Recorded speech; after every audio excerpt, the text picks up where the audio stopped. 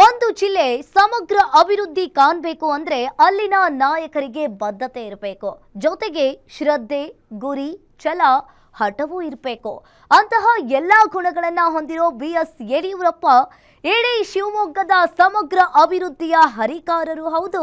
ಶಿವಮೊಗ್ಗದ ಅವರ ಒಡನಾಡಿಗಳು ಆಗಿರೋ ದಶಕಗಳಿಂದಲೂ ಅವರು ಹೋರಾಟದಲ್ಲಿ ಭಾಗಿಯಾಗ್ತಾ ಇರೋ ಶಾಸಕರು, ಉದ್ಯಮಿಗಳು ಕಂಡಂತೆ ಯಡಿಯೂರಪ್ಪ ಹೋರಾಟ ಮತ್ತು ಅಭಿವೃದ್ಧಿಯಲ್ಲಿ ಭಾರಿ ಹಠವಾದಿ.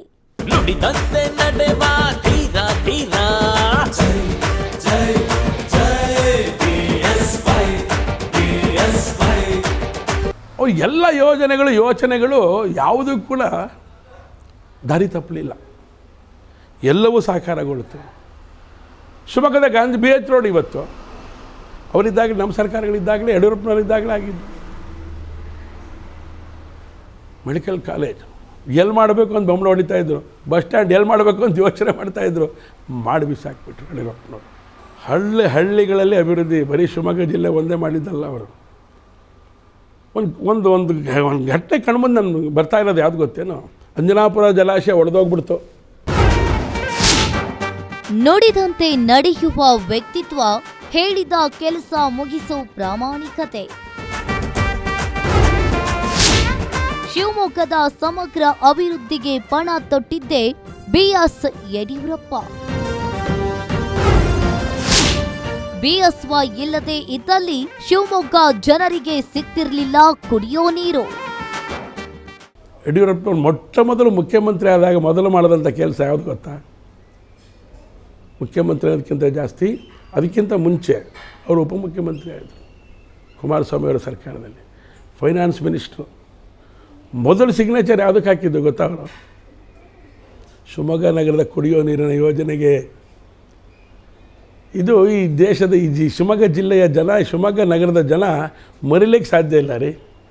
ಒಬ್ಬ ಹೋರಾಟಗಾರ ಹೇಗಿರಬೇಕು, ಜಿಲ್ಲೆಗಾಗಿ ಹೇಗೆ ಹೋರಾಟವನ್ನ ಮಾಡಬೇಕು, ಆ ಹೋರಾಟದಿಂದಲೇ ಅಧಿಕಾರಕ್ಕೇರಿದಾಗ ಅವುಗಳನ್ನ ಹೇಗೆ ಇಂಪ್ಲಿಮೆಂಟ್ ಮಾಡಿಕೊಳ್ಬೇಕು ಅನ್ನೋದಕ್ಕೆ ಬಿಎಸ್ ಯಡಿಯೂರಪ್ಪನವರೇ ಸಾಕ್ಷಿ. ಶಿವಮೊಗ್ಗ ಜಿಲ್ಲೆಯ ಜನರಿಗಾಗಿ, ಜಿಲ್ಲೆಯ ಅಭಿವೃದ್ಧಿಗಾಗಿ ಟೊಂಕ ಕಟ್ಟಿ ನಿಂತಿದ್ದ ಯಡಿಯೂರಪ್ಪ ತಮ್ಮ ಬಳಗವನ್ನ ಚಳುವಳಿಯಿಂದಲೇ ಹುರಿದುಂಬಿಸುತ್ತಿದ್ದ ಯಡಿಯೂರಪ್ಪ ಇಡೀ ಶಿವಮೊಗ್ಗ ನಗರಕ್ಕೆ ಕುಡಿಯೋ ನೀರು ಕೊಟ್ಟ ಆಧುನಿಕ ಭಗೀರಥ. ಕರುನಾಡಲ್ಲಿ ಕಮಲವನ್ನು ಅರಳಿಸಿದ ಸಂತ, ಜನಸೇವೆಗಾಗಿ ಜನ್ಮ ಮೀಸಲಿಟ್ಟ ಧೀಮಂತ. ಹೋರಾಟವನ್ನೇ ಉಸಿರಾಗಿಸಿಕೊಂಡಿದ್ದ ಬಿಎಸ್ ಯಡಿಯೂರಪ್ಪ 1983ರ ಚುನಾವಣೆಯಲ್ಲಿ ಭರ್ಜರಿಯಾಗಿ ಜಯಗಳಿಸಿದ್ರು.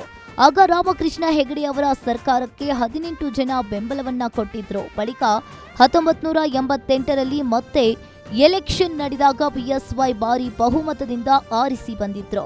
ಇವರ ಜೊತೆ ಬೆಳ್ತಂಗಡಿಯಿಂದ ವಸಂತ್ ಬಂಗೇರ ಆಯ್ಕೆಯಾಗಿದ್ರು. ಉಳಿದವರು ಸೋತು ಹೋಗಿದ್ರು. ಅದೇ ವೇಳೆ ಪಗರ್ ಹುಕುಂ ಅಡಿಯಲ್ಲಿ ರೈತರನ್ನ ಒಕ್ಕಲೆಬ್ಬಿಸೋ ಕೆಲಸ ಶುರುವಾಗಿತ್ತು. ಅದೇ ಸಂದರ್ಭದಲ್ಲಿ ವಸಂತ್ ಬಂಗೇರ ಅವರನ್ನ ಹೆಗಡೆ ಅವರು ಪಕ್ಷಕ್ಕೆ ಸೆಳೆದ್ರು.